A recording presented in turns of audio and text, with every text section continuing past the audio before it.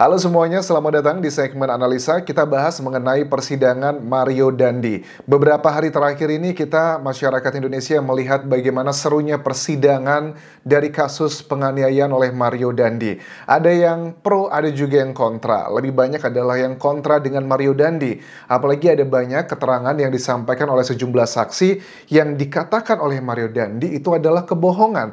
Misalnya adalah mengenai satpam. Karena kalau kita lihat dari CCTV, teman-teman, kita bisa melihat dengan detail CCTV yang tersebar di berbagai macam platform media, dan dugaan yang sangat kuat yang menyebarkan itu adalah Mario Dandi sendiri, karena dia ingin menunjukkan kearoganannya dia, bahwa dia ingin menunjukkan bahwa saya itu orang penting di Indonesia, bapak saya itu kaya raya. Bahkan ada hal yang sangat janggal dalam persidangan ini. Dia pada saat ngobrol ditanya oleh hakim selalu menggunakan kata-kata siap, siap, siap.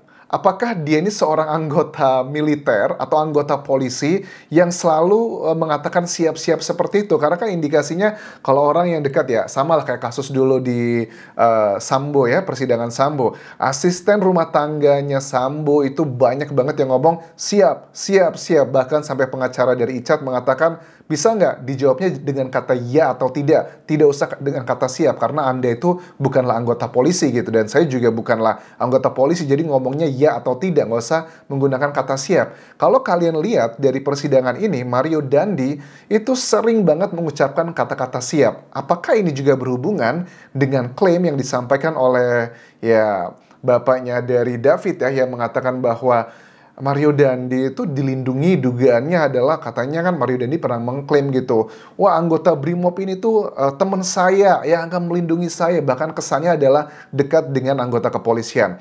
Apakah itu salah satu indikasi atau tidak? Ya, kalian bisa menilai lah, ya. Salah satu, kembali ke awal tadi mengenai yang dibantah oleh Mario Dandi bahwa yang disampaikan sejumlah saksi itu katanya bohong. Misalnya adalah satpam. Jadi satpam itu ngaku, satpam ini adalah, kalau aku lihat dari CCTV yang beredar, adalah orang yang pertama kali, ya, menghampiri gengnya Mario, Shane, sama juga Agnes pada saat melakukan aktivitasnya itu malam hari itu ke David. Pada saat satpam itu datang, dia melihat ada dua orang yang datang. Aku lihat ada salah satu statement dikatakan bahwa dia tuh ngaku dibentak oleh Mario. Tapi Mario mengatakan, saya tidak membentaknya, tapi saya justru malah bingung. Menurut aku lebih percaya yang dikatakan satpam tersebut, karena karakteristiknya seorang Mario begitu, ya, dengan berani melakukan hal seperti itu di tempat umum, itu sudah puncak dari segala macam keegoan, keemosionalan dari seorang putranya, ya, mantan pejabat pajak begitu. Karena dia tahu, ya, mungkin di rumahnya banyak uang yang disimpan, dan dia juga dimanjakan dengan berbagai macam fasilitas. Ya, aku tidak menyalahkan mereka yang terlahir dengan privilege seperti itu, tetapi kita menyalahkan kalau uangnya tersebut bukanlah uang dari warisan atau kerja keras, tetapi dugaannya adalah korupsi ataupun juga kolusi nepotisme. Kan kita juga nggak bisa tinggal diam begitu aja. Itu adalah hal yang sangat janggal. Pertama, dia membantah. Ya, namanya juga lidah kan, ya, tidak bertulang gitu. Aku yakin hakim juga akan lebih melihat mana yang lebih masuk akal. Memang betul, dalam persidangan ini satu alat bukti itu juga bisa untuk menjadi dasar keputusan, plus dengan keyakinan hakim. Kalau keyakinan kita masyarakat umum itu tidak bisa menjadi landasan untuk putusan. Tetapi kalau hakim yang punya keyakinan, itu bisa menjadi landasan untuk memutuskan sebuah perkara. Dan itu semua biasa diawali dengan logika. Logikanya si Mario sudah begitu beraninya melakukan hal seperti itu, apalagi cuma ngebentak satpam dalam tanda kutip, itu gampang banget bagi dia. Terus juga dari CCTV kan dan persidangan, aku silangkan di sini, Shane mengatakan bahwa saya itu berusaha melerai sebenarnya. Oke. Dan kita tidak bisa membantah 100%. Aku lihat CCTV-nya sekarang sudah beredar. Shane itu memang dua kali melambaikan tangan. Jadi pada saat si Mario-nya tuh lagi emosi, terus ada Agnes di sebelahnya juga, Shane itu beberapa kali melambaikan tangan gini. Dua kali sih aku lihat di CCTV yang beredar.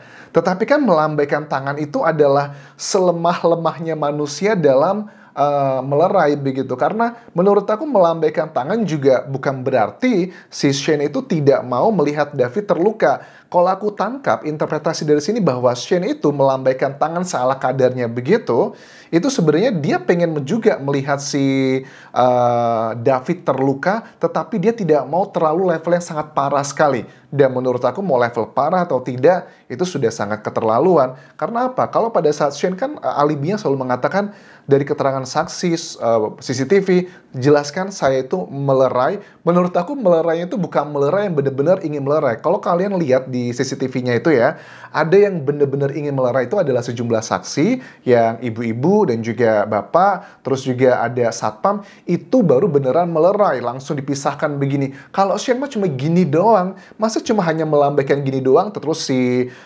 Mario juga masih tetap bisa melakukan aksinya. Apakah itu sebuah melerai yang proper? Menurut aku sih enggak, teman-teman. Jadi kalau dikatakan bahwa si Shane itu melerai, aku nilai tidaklah seperti itu. Walaupun hanya melambaikan seperti itu terlihat di CCTV. Begitupun juga dengan si Agnes ya, walaupun dia sudah terkena putusan yang ingkrah ya, 3 tahun sekian ya untuk di penjaranya. Agnes juga pada saat di CCTV kan terlihat setelah selesai habis tuh ya si Davidnya itu terkapar, Agnes datang, kemudian membalikan badannya David, kemudian dari situ muncullah ada 2 saksi yang merupakan satpam di sana untuk membantu. Dan gak lama kemudian saksi yang lainnya muncul dan membawa David ke rumah sakit dengan mobil yang berwarna merah. Terus juga dikatakan si Mario Dandi begini ya mas saksi salah satunya yang dikatakan bahwa saya juga ngomong katanya bahwa saya bilang ya sudah ayo ke rumah sakit. Tapi saksi N ini mengatakan bahwa saya tidak mendengar bahwa Mario mengatakan ya udah kita bawa ke rumah sakit begitu. Itu juga hal yang nggak bisa ya aku lebih percaya ke saksi sih dibandingkan sama Mario, karena Mario aja untuk level tertinggi kejahatan terhadap manusia aja bisa melakukan, apalagi cuma kebohongan-kebohongan kecil pasti dia sangat bisa sekali. Ada salah satu juga keterangan dari saksi yang ngebuat aku juga heran ya, apakah di kepolisian pada saat seseorang itu nggak tahu apakah itu sudah ditahan atau tidak, karena ini adalah beberapa hari ya setelah kejadian bahwa ada salah satu saksi yang mengatakan dia melihat Shane di kantor kepolisian Polres Jakarta Selatan mungkin lagi main gitar, sedangkan si Mario dan juga Agnes itu katanya lagi pelukan mesra dan gelendotan. Jadi ini sudah diklarifikasi sama si Shane. Shane bilang betul, saat itu saya main gitar karena untuk menghilangkan pusing aja. Dan dari saksi itu mengatakan bahwa gelendotannya itu si Agnes pegangan tangannya, genggamannya begini. Gila genggamannya begini ya, bocah gitu ya. Terus sama tiduran di pundaknya Mario. Itu di tempat umum loh. Polisi melihat, bahkan saksi yang datang ke sana juga memberikan keterangan juga melihat.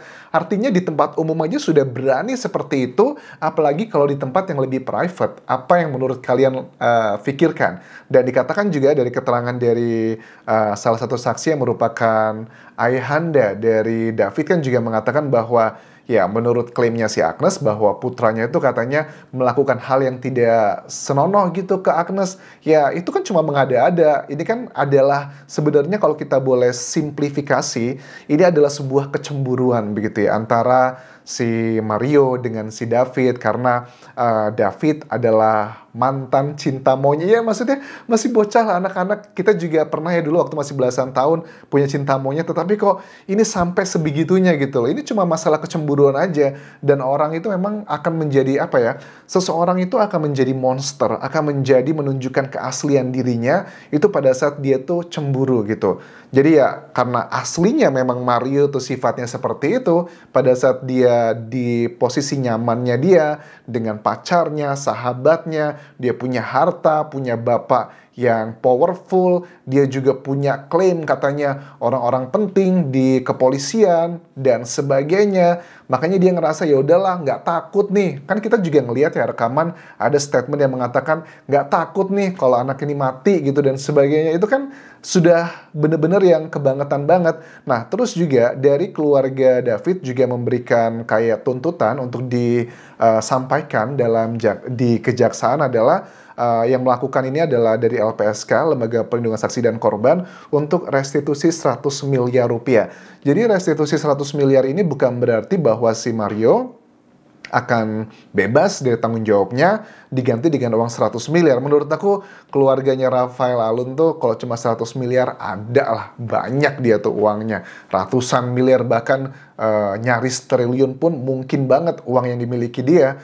100 miliar tuh artinya adalah restitusi adalah biaya yang harus dikeluarkan oleh si Mario untuk segala macam kerugian yang ditanggung oleh David. Mulai dari orang tuanya David tidak bisa bekerja, terus si Davidnya pun juga sama ya, bahwa dia harus tidak sekolah, bahkan kualitas hidupnya juga menurun karena apa ya, beberapa hal dalam fungsinya David dikatakan bapaknya bahwa itu cukup berat untuk kembali normal seperti dulu lagi. Artinya kan ada masa depan dari seorang David yang harus kualitasnya menurun. Ya, you know what I mean ya. Aku tidak mau ngomong itu takutnya nanti terjadi kayak hal-hal yang disability. Itu juga sangat mungkin sekali teman-teman. Karena kan ini sudah bukan sekedar materi, tetapi juga imaterial gitu. Dan imaterial itu bisa dituntut berapapun. Bahkan bapaknya David pun mengatakan bahwa sebenarnya 100 miliar itu juga masih belum impas ya.